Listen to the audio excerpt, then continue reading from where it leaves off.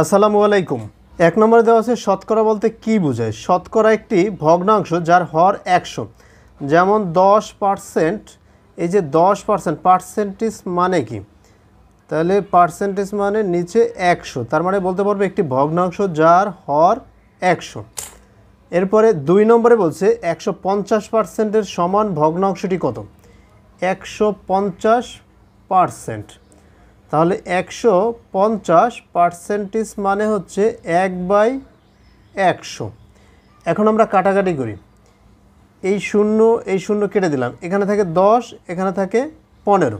এটাকে 5 ভাগ করলে 2, আর এটাকে 5 ভাগ করলে 3। তাহলে সর্বোপরি আমরা বলতে পারবো উপরে 3 নিচে 2। তাহলে 150-এর সমান ভগ্নাংশটি হচ্ছে উপরে 3 নিচে 2। 3 নম্বর বলছে কোন ভগ্নাংশটি 0.5%-এর সমতুল্য? এখন 0.5% মানে 1/100।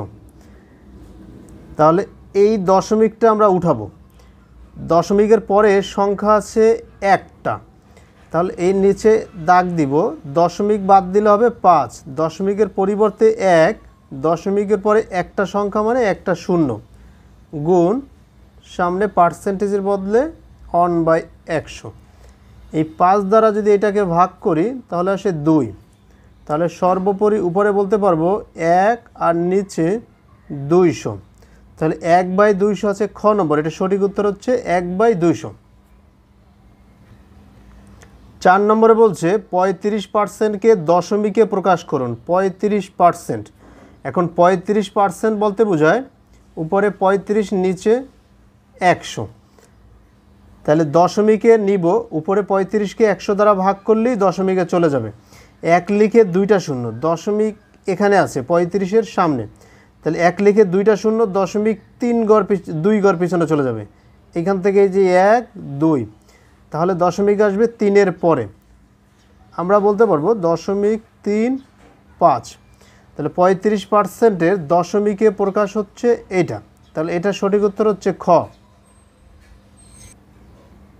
5 নম্বরে বলছে এত পার্সেন্টের সমান নিচের কোনগুলো? নিচে কতগুলো সাধারণ ভগ্নাংশ দেওয়া আছে, তার মানে এই যে শতকরায় প্রকাশ, এটাকে সাধারণ ভগ্নাংশে প্রকাশ করতে হবে।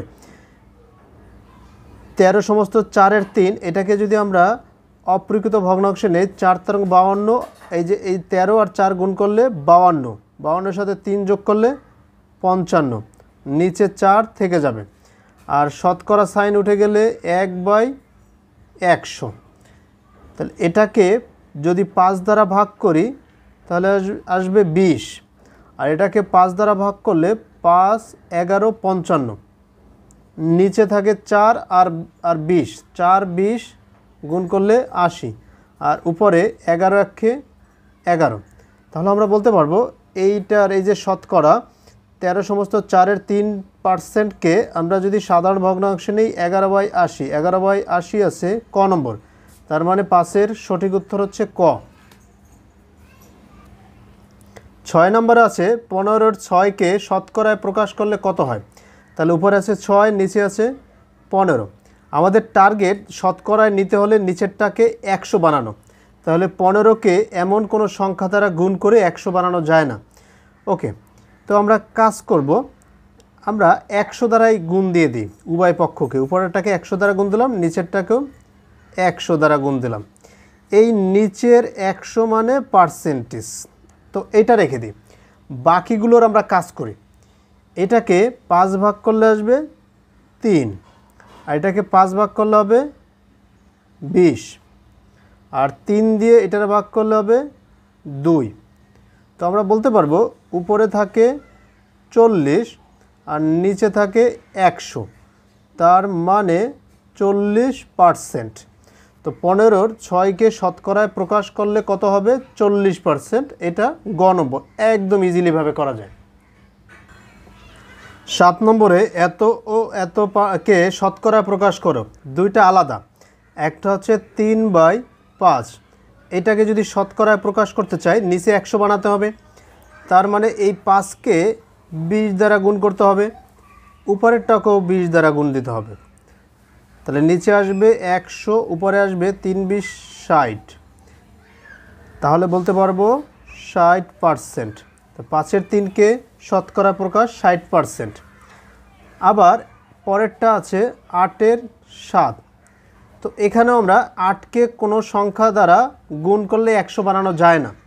তো একটা কাজ করি, নিচেরটাকে 100 দ্বারা গুণ করে দিই, উপরেরটাকেও 100 দ্বারা গুণ করে দিই। তো এই 100% হিসেবে রেখে দিই। বাকিটার কাজ করি, এটাকে 4 ভাগ করলে হবে 2, আর এটাকে 4 ভাগ করলে হবে 25। এরপর কাটাকাটি করা যায় না। তো এই 7 দ্বারা যদি 25কে গুণ করি, 4 × 25 = 100, আর 3 × 25 = 75, 175। আর নিচে থাকে 2, আর এই 100 মানে পার্সেন্টেজ। তো আমরা বলতে পারবো যে এইটার শতকরা প্রকাশ হচ্ছে 60%, আর এই যে 7/8 এটা শতকরা প্রকাশ হচ্ছে 175/2%। এখানে এটা একটা ভুল প্রশ্ন, কারণ এইখানে দুইটা আলাদা ভগ্নাংশ দেয়নি। তো এটার আসলে সঠিক উত্তর হবে না। এটা সেকেন্ডটার যদি শতকরা প্রকাশ বলতো তাইলে এটা সঠিক উত্তর হতো ক। 8 নম্বরে একটা দশমিক ভগ্নাংশ দেওয়া আছে 0.4, এটাকে শতকরা প্রকাশ করতে হবে। তো এই দশমিক ভগ্নাংশটাকে প্রথমে আমরা স্বাভাবিক ভগ্নাংশে প্রকাশ করব। দশমিকের পরে একটা সংখ্যা, তো দশমিকটা উঠাই দিলে আসবে 4, আর দশমিকের পরিবর্তে 1, দশমিকের পরে একটা সংখ্যা আছে, একটা শূন্য দেব। এরপরে শতকরায় প্রকাশ করতে হলে নিচেরটাকে 100 বানাতে হবে। নিচে আছে 10, তাকে গুণ দিলাম 10 দ্বারা, আর উপরেরটাকেও আমাদের 10 দ্বারা গুণ দিতে হবে। তো নিচে চলে আসলো 100, আর উপরে 4 × 10 = 40। নিচের 100 মানে পার্সেন্টেজ, তাহলে 40%। তাহলে আমরা বলতে পারবো 0.4 এটাকে শতকরা প্রকাশ করলে হবে 40%। এখানে 40% আছে ঘ নম্বরে। 9 নম্বরে আছে 30, 50-এর শতকরা কত অংশ?